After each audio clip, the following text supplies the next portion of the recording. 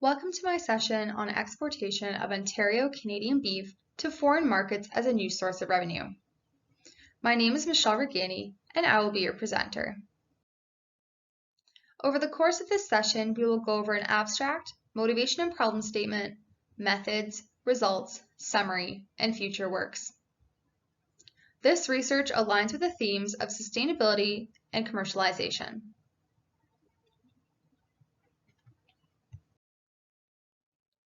Canada has the opportunity to export cattle to the European Union.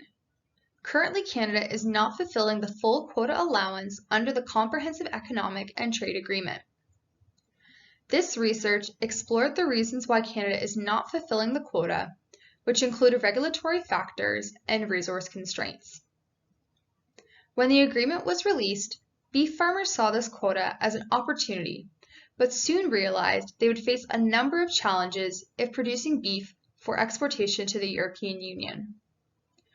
This research was conducted mainly on young bulls ranging from the age of 8 to 12 months. Working with professors at the University of Guelph and private veterinarian practices, the aim was to determine what is stopping Ontario Canadians from exporting beef to the European Union. There are a number of regulations that are not common in practice that would need to be adopted, as well as gaps in distribution channels and infrastructure. Both primary and secondary research were used, with primary contacts being from the University of Guelph and private veterinary practices. Peer-reviewed journals were also used to determine the regulations in Canada and the European Union, as well as consumer purchasing habits of beef in the European Union.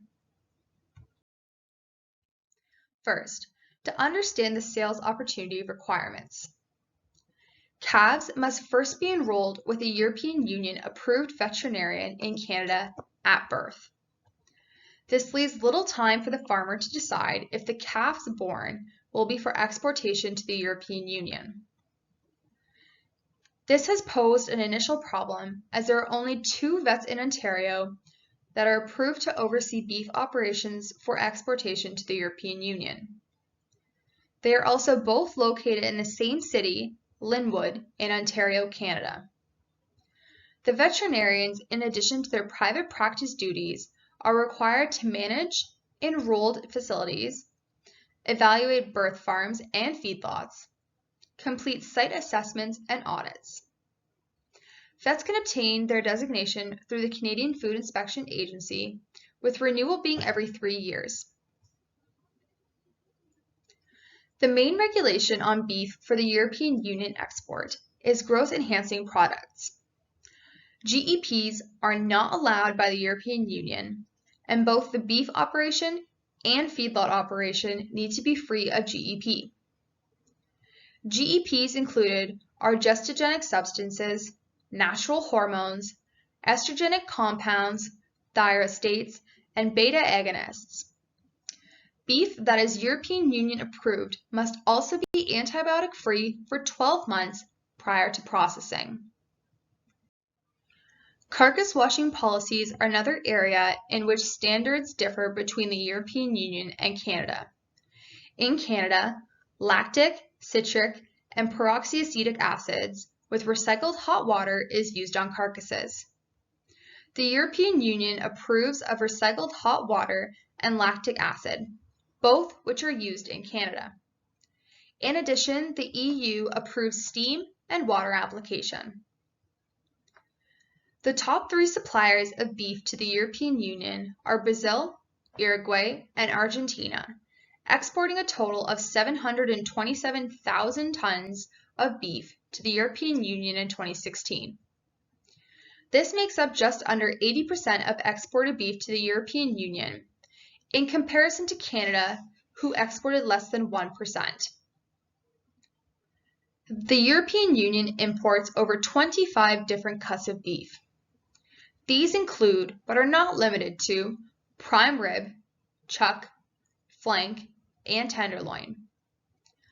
From the European Union's list of cuts, they choose select cuts to import from each country. Processing steps include washing techniques and treatments to ensure the beef is ready to be exported. Washing techniques include knife trimming, water wash, and steam vacuum. And the treatment portion includes what was previously mentioned, hot water and organic acids such as lactic acid. Here I've included for you a map of Canada locating specifically Ontario. In Canada, there are two primary locations for exportation, Quebec and Halifax.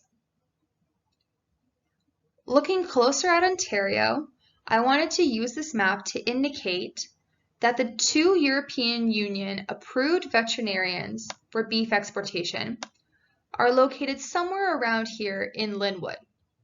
Meanwhile, the feedlot operations are located in the northern portion of Ontario. These create constraints on the distribution of beef that can be sent to the European Union. This is because of the proximity of the certified vets to the feedlots, the beef operations, as well as everything in relation to the processing plant where the carcass would be cleaned and prepared for exportation to the European Union. There is only one large plant in Ontario with a few additional small ones. There used to be two large plants in Ontario, but one has recently been shut down this past year. In addition to the one plant in Ontario, there are two located in Alberta. The Alberta plant primarily ships within Canada and outside Canada to the US and Asia.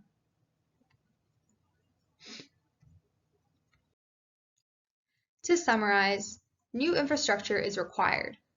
With there only being one plant located in Ontario, additional ones should be built so that resources are closer to where the beef operations and feedlot operations are happening.